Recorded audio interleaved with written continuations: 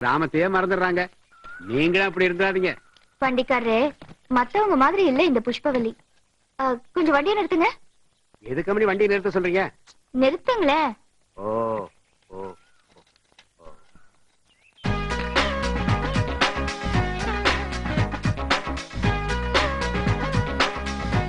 ஏன் இறங்கி வந்துட்டீங்க? என்னது இது? கோயில் மணி கோயிலுக்குள்ளதானே இருக்கணும், வெளியில ஏன் கட்டி வச்சிருக்காங்க? இது படைச்ச சாமிக்கா வச்ச மணி இல்லம்மா, காப்பாத்துற சாமிக்கா வச்ச மணி. ஓஹோ. இந்த ஊர்ல சின்னத்துறைன்னு ஒரு காப்பாத்துற சாமி இருக்காரு. யாருக்காவது ஏதாவது ஆபத்துன்னு வந்து மணி அடிச்சா அவர் உடனே வந்து காப்பாத்து வருமா? அப்படி ஒரு விஷயம் இருக்கா? அப்படின்னா இந்த புஷ்பவல்லி அந்த மணியை அடிச்சே தீரணும். வேண்டாமா? தப்புமா? என்ன நீ இவ்ளோ தூரம் சொன்னதுக்கு அப்புறம் காப்பாத்துற சாமியை பார்க்காம போக முடியுமா? மணி அடிக்கிற, வரட்டும் பார்க்கலாம். விளையாட்டு விளையாட போதுமா? சொன்னா கெடுக்குமா? சொன்னா கெடுக்குமா?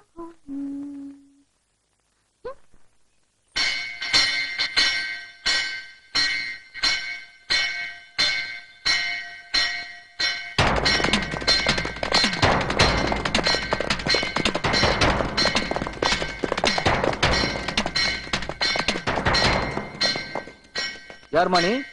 எதுக்கு மணி அடிக்கிற?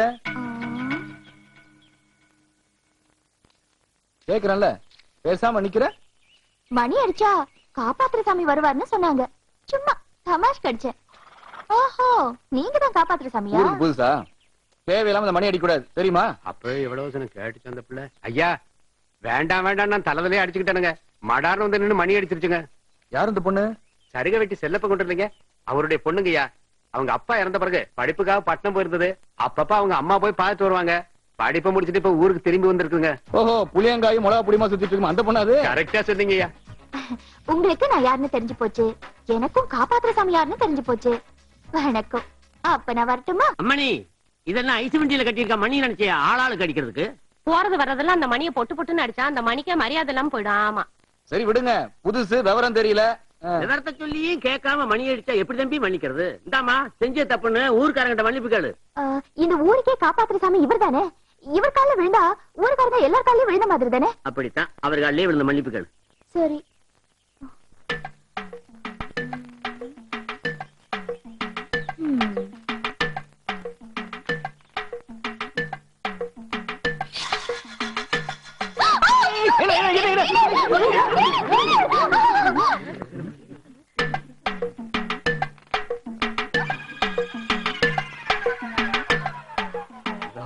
பெருசு ரொம்ப குறும்புக்காரா பொண்ணத்தான், ஊருக்குள்ள வந்த உடனே கைய வச்சுட்டாளே. ஏண்டி, ஊருக்குள்ள வந்த உடனே சின்னதுரையா கிட்ட போய் கலடா பண்ணிருக்கே, அவர் யாரு என்னன்னு தெரியுமா உனக்கு? உன் குறும்ப எல்லாம் நீ படிக்கிற இடத்துல வச்சுக்கோ. இங்க வச்சுட்டீங்கன்னா வாழை ஒட்ட நறுக்கிடுவாங்க.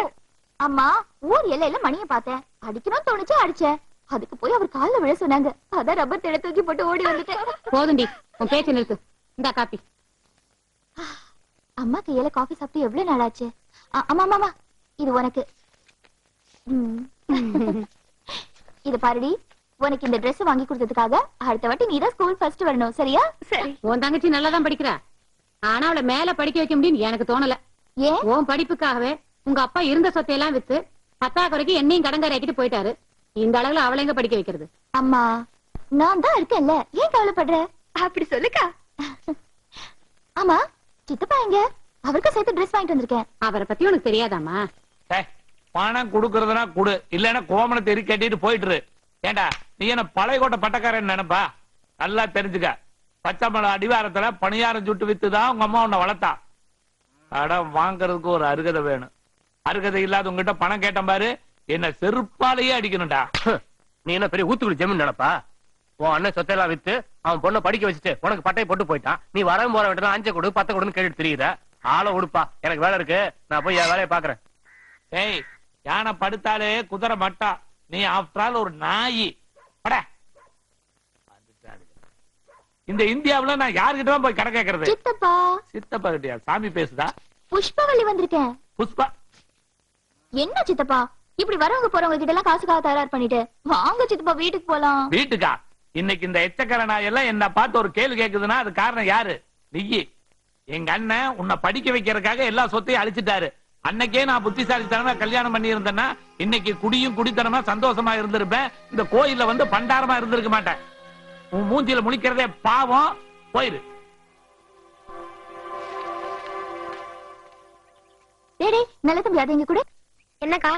இத வச்சுதான் மாங்காலாம் அடிப்பீங்களா? மாங்க மட்டும் இல்ல, எங்க அப்பா அடிக்கடி சிட்டுக்குருவியும் அடிச்சு கொடுக்கும். ஹை, பறக்கிற சிட்டுக்குருவி அடிக்க முடியுமா? பறக்கிற சிட்டுக்குருவியை யாராலையும் அடிக்க முடியாது. வாசல்ல தீனி போட்டா வந்து உட்காரும். அப்ப பார்த்து அடிச்சிருவோம். நான் அடிச்சு காட்டுமா? பாக்கலாம். ம்.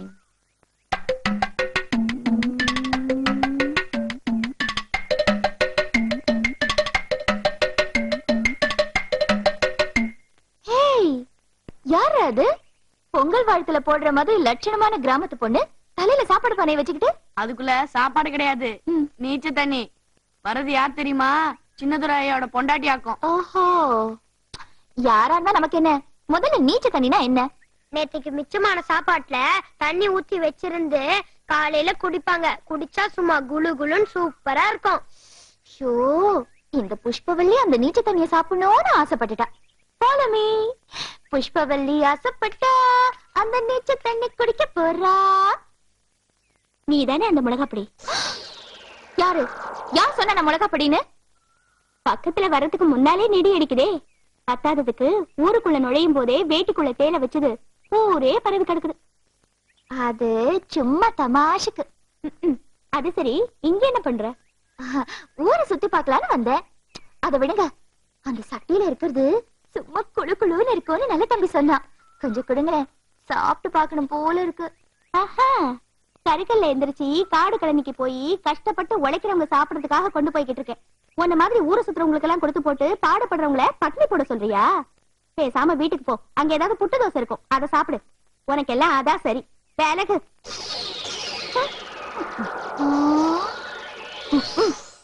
இன்னைக்கு சின்னதோட பட்னி தான்.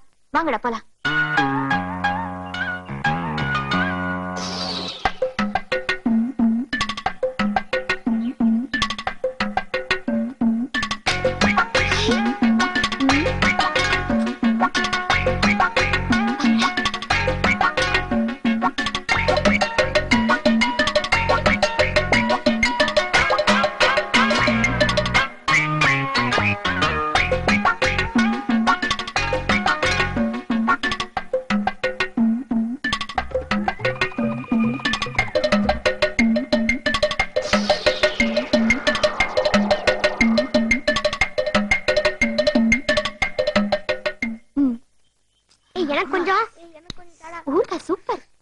பசி வேற வயித்த கிள்ளுது. இன்னும் மரகதத்தை காணுமே. என்னங்க ஜமா தென்னமரத்து கிளறுன்னு பசிக்குதுன்னு சொல்றீங்க? ஒரு இளநீ குடிச்சா சரியா போச்சு. தேவாமிர்த மாதிரி கம்மஞ்சோத்து நீராக இருக்கும் போது எனக்கு எதுக்கு பறிச்சு இந்த இளநியெல்லாம்? மரகதை இப்ப வந்துரும் பாருங்க. ஏன் மரகதை இவ்வளவு நேரம்? கொஞ்ச நேரம் ஆயிடுச்சுங்க. பசியில தலையெல்லாம் கிறுகிறுத்து போச்சு. கொண்டா. ஊத்து ஊத்து ஊத்து ஊத்து ஊத்து. ஓட்டதான் தெரியுது. வெயில்ல காஞ்சி ஆவியா போயிருச்சா? என்னங்க ஜமா பானையில தேவாமிர்தம் வரும்னு சொன்னீங்க, இப்ப தேவலோகமே தெரியும் போல் இருக்கு. பெருசு, உனக்கு நேரம் தான். ஏன் மரகதம் வர வழியில மிளகா அப்படி கோஷ்டி பாத்தியா?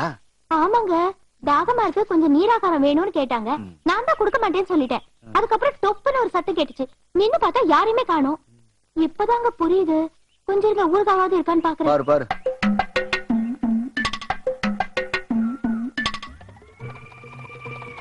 இத பாருங்க, அதையே எடுத்துட்டாங்க. அதுவும் போச்சா? இன்னைக்கு ஏமாந்தது பரவாயில்ல, நாளைக்கு வரும்போதாவது எதுக்கும் ஜாக்கிரதையாவே வா. என்ன பெருசு, ஒரு இளநீ வெட்டு. தண்ணியை போட்டது அதுக்கப்புறம் எதுவுமே சாப்பிடல. தலையெல்லாம் சுத்துதுப்பா. ஆமா, அதுக்கான வீடு தானே இது. அம்மா தாயே, என்னப்பா? பசி உயிரே போற மாதிரி இருக்குது. சாப்பிடறதுக்கு ஏதாவது இருந்தா போடுமா? நேத்து சுட்ட இட்லி இருக்கு, போடட்டுமா? போற உயிர் பசியிலேயே போகட்டுமா. சோத்துக்கே இல்லைன்னா லொல்ல பாரு. உனக்கு என்னமோ கம்மியா இருக்கிற மாதிரி பேசுறேன்.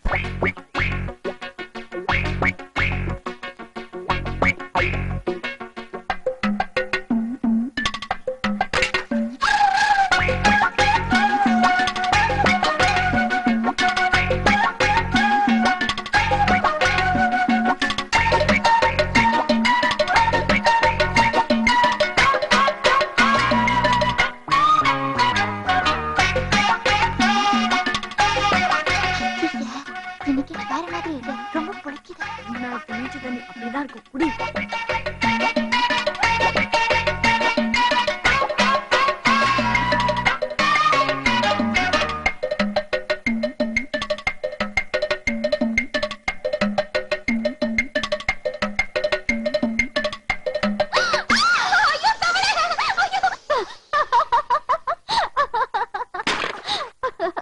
ஏய், அன்னைக்கு நீ ரப்பர் தேயிலை தானே வச்சு விட்ட இன்னைக்கு நான் உயிரோடையே தவளைய வச்சுட்ட பாத்தியா